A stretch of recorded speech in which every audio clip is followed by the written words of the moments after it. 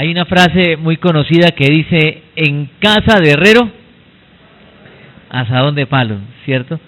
Imagínense qué tal a uno mandarlo a un nutricionista y cómo se sentiría usted si llega al nutricionista y se encuentra que el nutricionista tiene sobrepeso. Ya a uno le preocupa, ¿verdad? ¿Qué tal usted va al psicólogo porque le dicen que tiene demasiado estrés y lo mandan para que aprenda a manejar la ansiedad y encuentra que el psicólogo es un tipo que tiene todos los tics nerviosos del mundo, ¿cierto? Usted ya se comienza a preocupar, bueno, ojalá... ¿No ha conocido también casos de asesores financieros de entidades, empresas muy grandes y que están quebrados o hasta embargados? Quiero que pensemos en esto, que en casa de herrero, asadón de palo, porque creo que es lo que tenía también en mente Santiago cuando estaba pensando en la gente a la cual él le escribe. Santiago le escribe a una comunidad de creyentes, son creyentes que están sufriendo persecución, están sufriendo una serie de problemas, como también hoy los creyentes sufrimos, una serie de dificultades.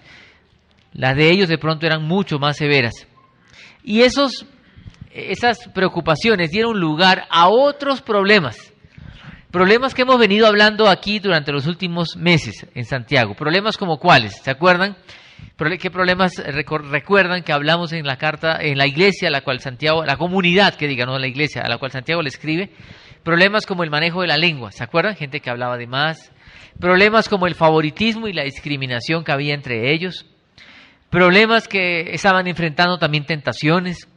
Problemas como que gente sabía mucho de la palabra de Dios, pero nada que vivían lo que sabían, y por eso le dice de hablar, de ser oidores y hacedores. Problemas de había gente muy religiosa, como diríamos muchos, tilín, tilín y nada de paletas, ¿sí? Y a Santiago le preocupa esa comunidad, imagínense, una comunidad de creyentes que conoce de la palabra del Señor, pero que está viviendo todo este tipo de problemas. Chismes, orgullos, gente que se cree sabio, gente que cree tener la razón, en medio de una cantidad de dificultades de relaciones interpersonales donde se discrimina a unos, se da favoritismo por otros. ¿Ustedes creen que esa realidad era solamente en aquella época e irrepetible más adelante? Es parte de la vida cotidiana, ¿cierto? Los seres humanos somos conflictivos y problemáticos, unos más que otros, pero somos seres caídos, pero por la gracia de Dios transformados para su gloria. Y lo que Santiago esperaba es que ellos, siendo creyentes, pudieran reaccionar de una manera diferente frente a todas las dificultades que estaban viviendo. Y Santiago ve que no. Y la carta es un llamado de atención, una carta muy práctica, amonestando acerca de varios aspectos de la vida.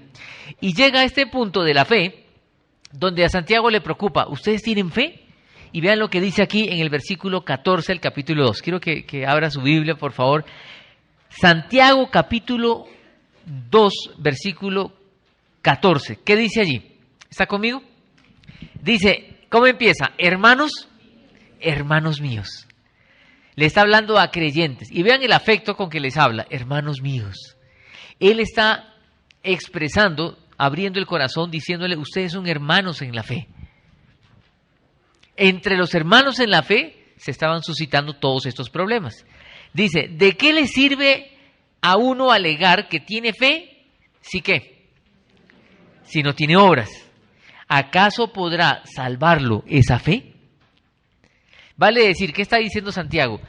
Ustedes dicen que tienen fe, pero no se ve nada en la vida real. No hay obras. Y ellos dirían, ¿pero cuáles obras? Parece ser también que la influencia del mundo griego estaba siendo fuerte en esta comunidad, que estaban ya hasta separando el tema de la razón y la vida práctica en sí, tratando de teorizar la fe. Y lo que les dice aquí Santiago es, supongamos, y Santiago yo creo que ahí está echando, como decimos coloquialmente, echando sus vainazos. Supongamos, ¿sí? Pero realmente era algo que estaba ocurriendo. Supongamos, por lo que vemos en el texto, en toda la carta, que a un hermano o una hermana no tiene con qué vestirse y carecen del alimento diario. Y uno de ustedes les dice que les vaya bien, abríguense y coman hasta saciarse, pero no les da lo necesario para el cuerpo. ¿De qué servirá esto? Así también la fe, por sí sola, si no tiene obras, está, ¿qué dice? Está muerta. Y lo que Santiago quiere hacer ahora, lo que sigue en su argumento, es dar tres aspectos que quiero resaltar, tres argumentos que encuentro acá. Usted puede encontrar más de pronto, pero quiero decirle tres argumentos en los cuales él está demostrando que la fe verdadera se evidencia en obras en el diario vivir. Y lo primero que está diciendo acá es un argumento práctico. Si usted tiene fe, tiene que traducirse en obras. De lo contrario, esa fe está muerta. Y véalo cómo lo pone. Muerta. ¿Qué es lo opuesto a muerto? Vivo. ¿Sí? Vale decir, lo que les está diciendo, ustedes no tienen una fe viva, tienen una fe muerta. Es decir, inerte. Más adelante va a decir estéril. Lo que a Santiago le está preocupando es que esta gente dice que es creyente, dice que tiene una relación con Dios, pero no le interesan los demás. ¿Se acuerdan el texto anterior de la semana pasada? Hablando acerca de la religión pura y sin mancha. Es visitar a los huérfanos, a las viudas y mantenerse sin mancha de este mundo. ¿Qué está diciendo Santiago? Si realmente ustedes son creyentes, tienen una relación con Dios, uno debería preocuparse por los otros. Vale decir, ¿cómo saber? Vean, la comunión con el Señor, casi que no hay un aparato que lo pueda medir, ¿cierto? A ver, vamos a medir a cómo es su comunión con Dios. 7, marcó 8, ¿sí? No hay una forma de saberlo, pero sí hay una forma de verlo. ¿Cómo? ¿Sabe una cosa? En la medida que esta relación es buena y es fuerte, estas relaciones son buenas y fuertes. Si uno quiere saber qué tan fuerte es la relación con Dios, qué tan fuerte es mi relación con los demás, aún en medio de las dificultades y las crisis. Porque estas relaciones son buenas cuando todo está en paz. Ellos no estaban en un momento feliz, estaban siendo perseguidos por su fe. Y en medio de esa persecución surgen los problemas. Y los problemas a este nivel se vuelven terribles.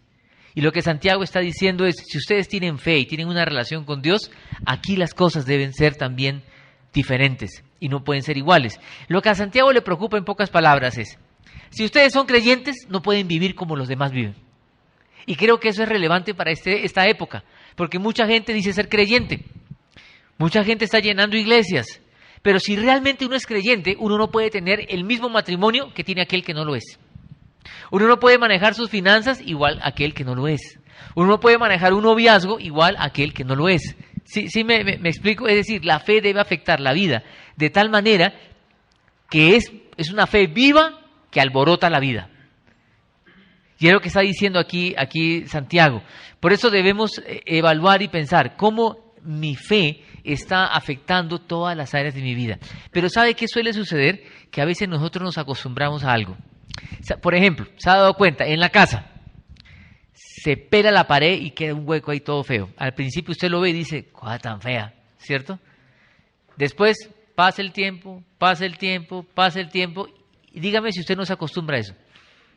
¿Sí? Si ha visto, por ejemplo, aquí saliendo aquí de la sede, el murito que está aquí ya se está desbaratando el ladrillo, ¿cierto? Ya uno lo ve, ya se acostumbró. Pero si uno se pone a pensar, dice, oiga, tan feo ese ladrillo todo desbaratado. ¿Sí me explico? Lo mismo pasa con la vida espiritual. Uno se acostumbra a algo.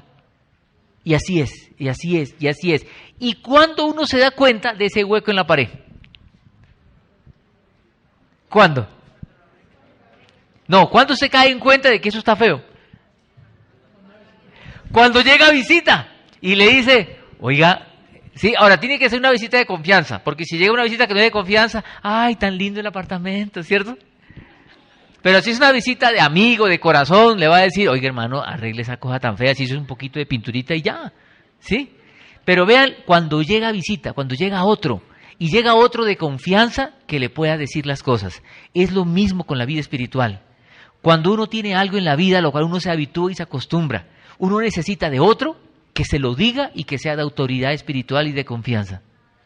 Porque si viene una persona que no es de confianza y le dice, esa pared tan fea, sí, tan criticón usted, su casa seguro que es una belleza, no tiene nada pues, ¿sí? Pero si es una persona de confianza y un amigo va a decir, oiga, sí, es que yo soy más inútil para pintar, ¿por qué no viene y me ayuda? ¿Sí? Y ya los dos terminan pintando. Pero lo que quiero que pensemos aquí es, una fe viva está reparando las cosas en la vida. Mi vida se está reparando. Y nosotros estamos en un proceso de manufactura. Empezamos como la materia prima, un pecador empedernido. Y estamos en un proceso. Nos arrepentimos y entramos al proceso. Y el Señor está puliendo la vida, puliendo la vida. Quiero decirles esto, vean, nosotros somos para Dios como un diamante en bruto que Él está puliendo. Y como siempre digo, unos más brutos que otros, pero el Señor sigue puliendo, ¿sí? Hasta que lleguemos a ser producto terminado en la presencia de Dios. Pero en esta tierra tenemos que estar en el proceso, y ese proceso de pulir duele. Y sufrimos y lloramos, y es ahí cuando necesitamos de otro, porque no nos gusta que otro nos diga, vea que tan fea la pared. No, no nos gusta eso. Pero la idea es ayudarnos mutuamente. Por eso lo que uno respira en la carta a Santiago es de vida de comunidad. Todo lo que está hablando él del problema de la lengua, el problema del orgullo, el problema de la religiosidad, está en el marco de las relaciones interpersonales de vida de comunidad. Y aquí lo que está diciendo es que la fe tiene que ser viva. Un argumento práctico, la fe sin obras es muerta. Tenemos que estar vivos. Por eso me encanta lo que dice Proverbios 27:17 hablando de comunidad. Dice, el hierro se pule con el hierro y el hombre se pule con el trato con su prójimo.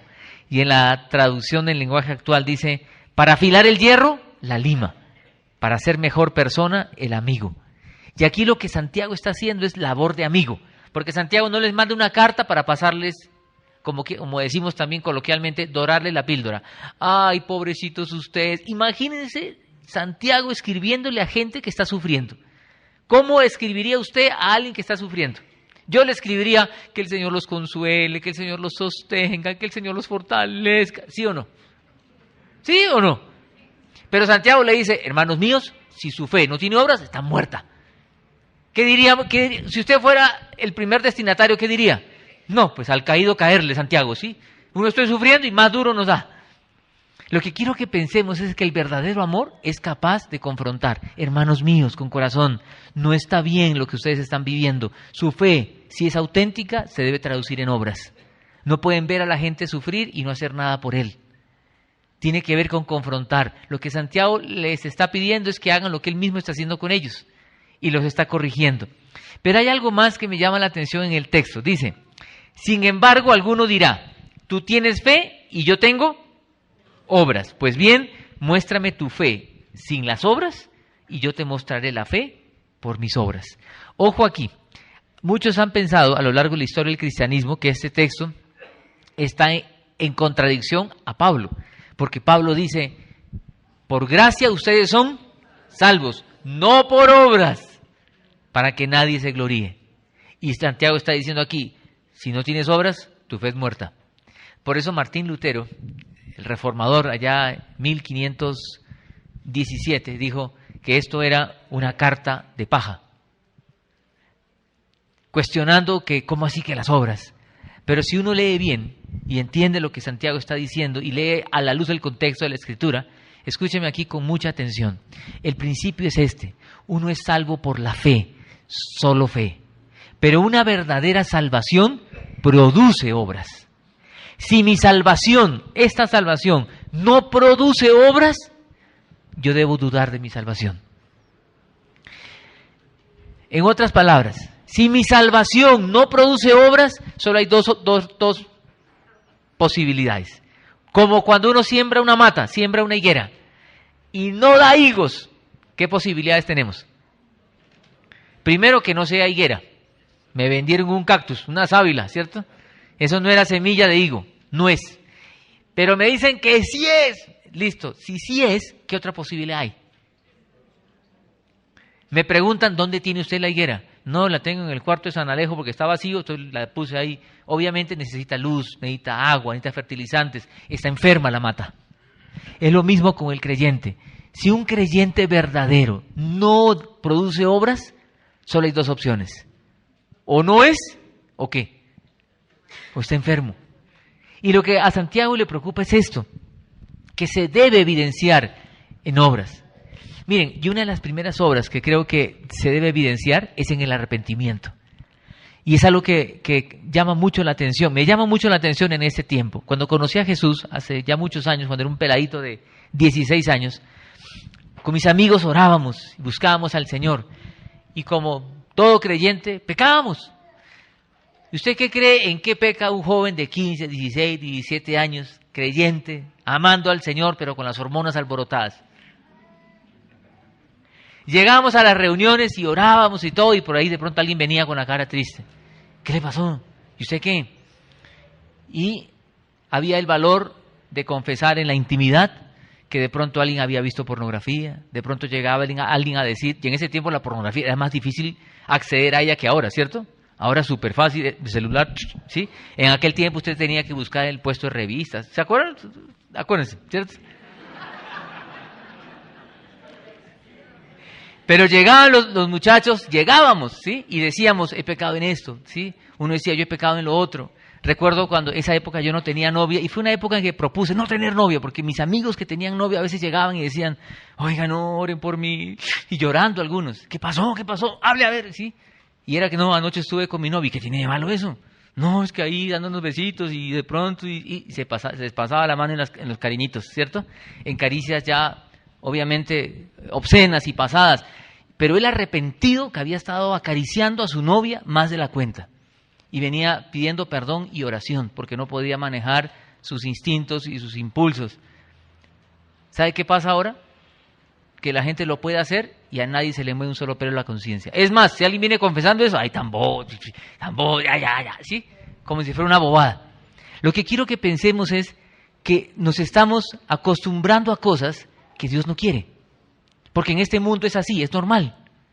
Y alguien puede ver pornografía y no se le mueve un solo pelo en la conciencia. O algún casado viene y dice, oiga, anoche, ese fin de semana, me eché una canita al aire.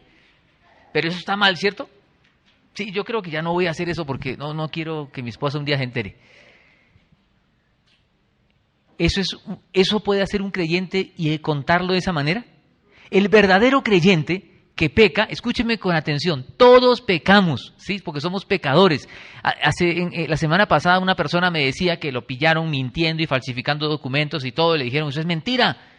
Y es creyente la persona. Y la persona responde, ay, ¿y usted nunca ha hecho nada malo? Y el otro le dice, sí, pero no me quedo con esa actitud. El Señor sabe mi corazón y por qué lo hice. ¿Se imaginan eso? ¿Qué está pasando en este tiempo? ¿Sabe qué pasa? Que todo el mundo dice tener fe, pero no es evidencia en un arrepentimiento genuino, que es una de las obras que se nota en un creyente verdadero. Y es tan terrible, ¿sí?, que cuando a personas se les pilla.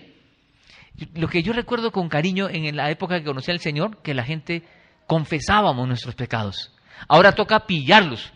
Y lo peor es que cuando los pillan, se ponen bravos. Ay, usted nunca ha pecado. Ah, usted nunca. Usted nunca ha acariciado a su novia, entonces, ¿sí? ¿Sí me explico? O sea, ¿qué está pasando?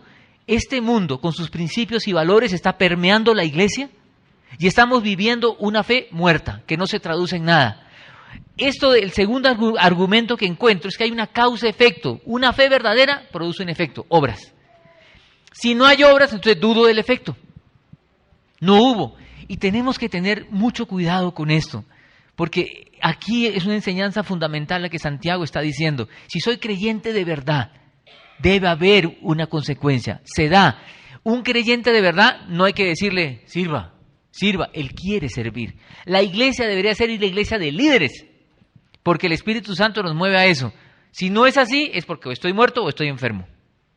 Y si está enfermo, hay que pedir al Señor su intervención. ¿Qué pasa si nace un niño y el niño ni llora ni quiere comer? Entonces, ¿no se preocupa? ¿Es natural que un niño llore? ¿Cierto? Y si no llora, ¿qué hacen? ¡Pah! Y chilla ¿cierto? Como un berriondo. Y pide comida. Si no quiere comer y no quiere llorar, a uno le preocupa. Es natural en la vida cristiana. ¿Sabe que a veces siento que hacemos? Que estamos como tratando de obligar a que la gente viva la vida cristiana, cuando eso es una consecuencia natural de una comunión con Dios. Entonces lo que Santiago aquí está diciendo es, hay una causa-efecto. Muéstrame tu fe sin las obras, yo te mostraré mi fe por mis obras. Hay un tercer argumento que encuentro acá en el versículo 19. Mire lo que dice. ¿Tú crees que hay un solo Dios? ¿Qué dice? Magnífico. También los demonios, ¿qué dice? Lo creen y ¿qué más? Y tiemblan. ¿Cuánta gente hoy dice yo creo en Dios? ¿Usted no escuchaba hasta los programas de los brujos? Cuando se despiden, nos despedimos hasta el próximo programa, que Dios los bendiga, ¿cierto? Y la gente dice, ay, cree en Dios, Él es un hombre bueno, ¿cierto? Mucha gente dice creer en Dios, mucha gente, ¿sí? Vivimos en una época espiritual donde todo el mundo creen en Dios. Acá dice que ¿quién más cree? El diablo cree. Y vea, y el diablo cree y tiembla. O sea que yo creo que el diablo le gana a estos otros que dicen que creen, porque hay gente que cree y no tiembla. El diablo al menos tiembla. ¿Y sabe por qué tiembla? Porque sabe que Dios es un Dios de juicio. Entonces, no basta creer. Escúcheme bien. No basta creer. No es suficiente. Le pongo este ejemplo. Mire, imagínense que este es un círculo, ¿sí? Esa es la vida de una persona. Y aquí está su trabajo, la familia, el deporte, el soltero, la novia, digamos, ¿sí? Recreación. Y aquí grandote en el medio, un círculo grande que dice Cristo Jesús. Cristo Jesús es la parte más importante de su vida y más grande de su vida. ¿Qué tal? ¿Bonito o no? ¿Sí? No, eso no es lo que Dios quiere. Escúcheme, Jesús no quiere ser el más importante, no quiere ser la parte más importante de su vida. No, Él quiere ser todo en nuestra vida. Es diferente. La idea es que este círculo todo sea Cristo Jesús. Y en Él está mi trabajo, mi familia, mis hijos, el deporte, la recreación, la familia extendida, etcétera, etcétera, etcétera. Es diferente. ¿Sí me explico? Él es. Por eso es que no hay tal cosa como divorciar la fe. Acá en la iglesia soy uno, en la casa soy otro y en el trabajo soy otro. No, soy creyente en el trabajo. Soy creyente cuando estoy manejando y un bucetero se me atraviesa. ¿Sí le ha pasado? Ahí uno tiene que mostrar cuán creyente es, ¿cierto? Hay gente que camina, se mete y uno dice, uy, Señor, ¿cierto? ¿Sabe qué? Ahí nuestra naturaleza se despierta y uno quiere ¿qué? Diga la verdad, ¿qué le provoca? Y lo alcanza y decirle, desgraciado, usted no vuelva a hacer eso, ¿cierto? Lo que quiero decirle es, si eso arreglara la ciudad, ya la ciudad estaría arreglada hace rato, porque todo el mundo lo hace, ¿cierto? Pero no arregla los problemas, más bien los agranda. Lo que quiero que pensemos aquí es, nuestra fe debe afectar todos los aspectos y las áreas de nuestra vida. Si yo tengo novia, la relación con ella debe ser como Dios quiere, no como el mundo lo hace. ¿Cómo lo hace el mundo? Tienen novias, se acuestan, se besan y todo lo que quieran y ya, y termina, se acabó, punto. Nosotros queremos hacerlo de una manera diferente. Tengo esposa, la gente tiene esposa, vive con ella, a veces le engaña, no le dice toda la verdad, etcétera, con tal que no hay escándalo, porque algunos lo dicen, lo que se castiga no es el pecado, sino el escándalo. Hay que saber hacerla, ¿cierto? No, lo que Dios quiere es que yo sea creyente y un hombre de fe en la relación con mi esposa. Quiere que sea creyente y un hombre de fe en mi relación con mis amigos no creyentes. Tenga amigos no creyentes, pero no para que ellos influyan en usted, sino usted en ellos. Por tanto, la fe no es algo que se vive en un solo lugar, es integral, es evidente en todos los espacios, y aún, ojo aquí, en los problemas más difíciles de la vida. ¿Dónde se conoce la fe? Cuando la situación está caliente. Ahí se conoce cómo uno muestra su fe. Y si quiere probar la fe, como lo dijimos una vez, la fe también se prueba en el deporte, porque en el deporte se calientan las cosas. ¿Sí ha visto eso? Invite a jugar fútbol o básquet, algo, ¿cierto? Ahí se ve, digamos, porque ahí se calientan las cosas y uno ve cómo reacciona. Porque en el fútbol, por ejemplo, viene alguien que con ganas o sin ganas, ¡pum!, le da. Y usted ha visto las reacciones, ¿sí o no? Yo recuerdo en el seminario en Medellín teníamos un lugar que se llama el Paraninfo y ahí jugábamos los viernes en la noche siempre y ese era el lugar donde la fe era puesta a prueba. Porque hasta clavículas rotas vimos. y reuniones después de perdón, reconciliación y oración. Después del deporte terminamos en vigilia orando hasta el día siguiente pidiendo perdón por lo que había pasado.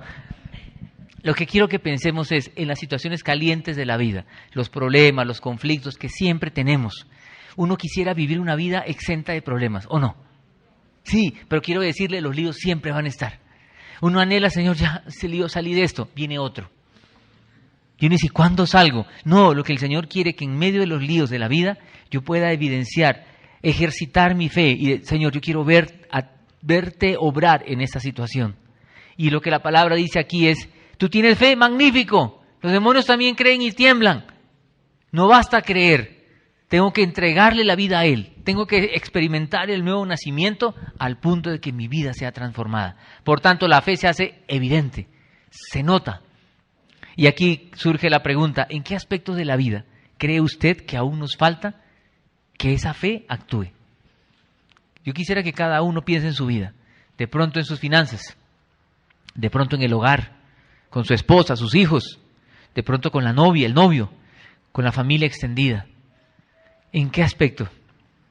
La fe tiene que llegar, tiene que actuar en esas áreas más difíciles de nuestra vida.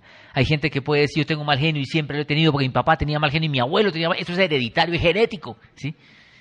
Y de alguna manera tratar de justificar algo. Recuerdo a un hombre que era un canino completo. Ese tenía, pero mujeres por todo lado. Y cuando hablé con él, me dijo, oiga, es que ore por mí porque esto es algo... El hombre era, bueno, no digo de dónde era porque no quiero que haya ningún tipo de... Pero él decía, en mi tierra es así, donde yo nací desde pequeño, todos somos así, somos aquí mujer, mujer, mujer, mujer. Ya usted concluye de dónde puede ser, pero lo que quiero decirle es, en mi tierra, hombre que se respete tiene varias mujeres, si no, no es hombre, ¿sí? Vea, el evangelio tiene que aún transformar la cultura, tiene que aún transformar las raíces más profundas familiares que nos llevan a ciertas tendencias pecaminosas. Y no puedo justificarme porque mi papá era así, mi abuelo era así y yo también voy a hacer... No, la fe debe transformar todos los aspectos de mi vida. Si no, esa fe no es viva. No es viva. La pregunta es, ¿en qué área me tiene que transformar? De pronto en el servicio, porque soy flojo. No quiero hacer nada. La fe me debe mover a servir. Necesitamos más liderazgo.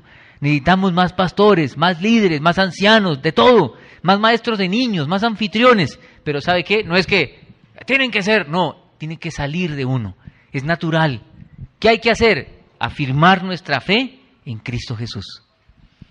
Y buscarle a Él de todo corazón. Porque si yo peco y no se me mueve un solo pelo de la conciencia, es que o estoy enfermo o ya estoy muerto. Lo que quiero decirle es, hay personas que se habitúan a pecar. Y sabe que eso es tan grave que la Biblia dice conciencia cauterizada. Es como que le sale un callo. Cuando alguien comienza a pecar en algo, por ejemplo, sencillo como la mentira o el adulterio. Ha habido casos de aún pastores adúlteros, ¿se imagina eso? Que se acuestan con muchos líderes de la iglesia, pero se acostumbró a pecar. Se acostumbró a pecar. Y le hablan y le pullan. ¿Qué pasa cuando usted puya un callo? No duele. Y Dios tiene que obrar con fuerza para quebrantarlo y que vaya el arrepentimiento. ¿Se acuerdan del rey David? Y voy terminando. Él pecó y pensó que todo estaba bien. ¿Se acuerdan? Mandó matar al tipo, planeó todo, ya todo quedó ahí. ¡Tum! Borrón y cuenta nueva, nadie se dio cuenta. Diría un avispado de esta época, según el mundo, entre comillas, diría, la supo hacer. ¿Sí? La supo hacer. La supo hacer ante los ojos de la gente, pero ante los ojos de Dios no. ¿Y Dios mandó a quién? ¿Se acuerdan? A Natán. Y yo me pongo en los zapatos de Natán, digo, no. Yo hubiera dicho, mande a otro. ¿Qué tal el rey me manda a decapitar? Pero Natán va y le habla, lo amonesta y David se arrepiente. Nosotros necesitamos vivir arrepentidos. Es el primer fruto y la primera obra de una verdadera fe. ¿Y sabe cuántas veces? Muchas. Porque muchas veces pecamos. Y muchas veces necesitamos arrepentirnos. ¿Qué tipo de fe tenemos? ¿Una fe viva? La pregunta que le dejo es, ¿en qué aspectos de la vida necesita que su fe sea evidente? Acompáñenme a orar. Vamos a orar.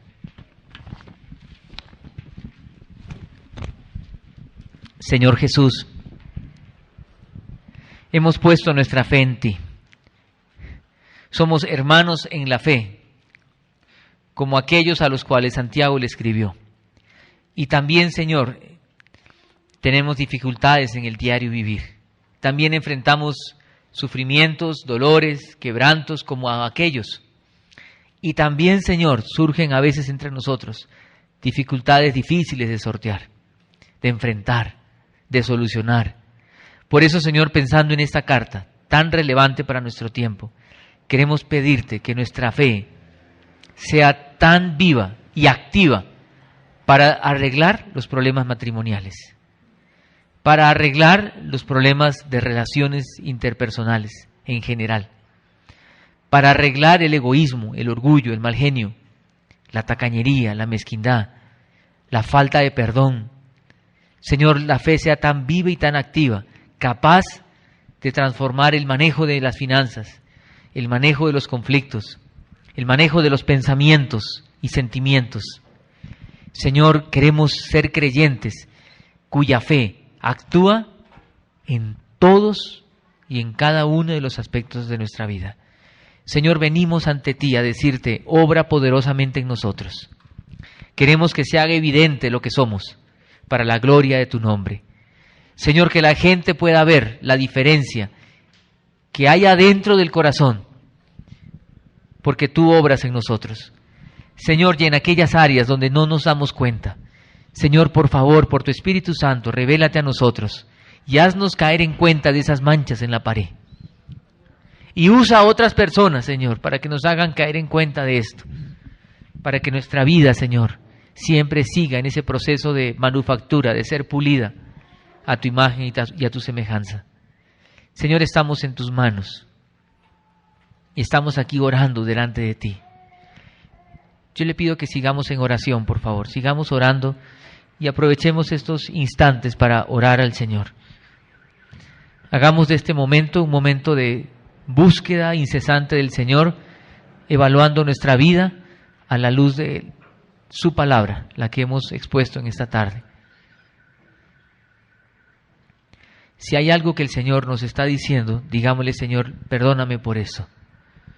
Y no resistamos al Espíritu de Dios.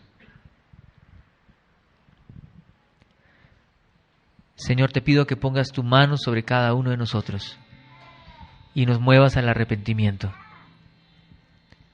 para que nuestra vida, Señor, se parezca a la tuya y nuestra fe sea evidente para la gloria de tu nombre, para que así alumbre nuestra luz delante de los hombres, para que vean nuestras buenas obras y glorifiquen a nuestro Padre que está en el cielo. Señor, te lo rogamos en el nombre poderoso de Jesús. Amén.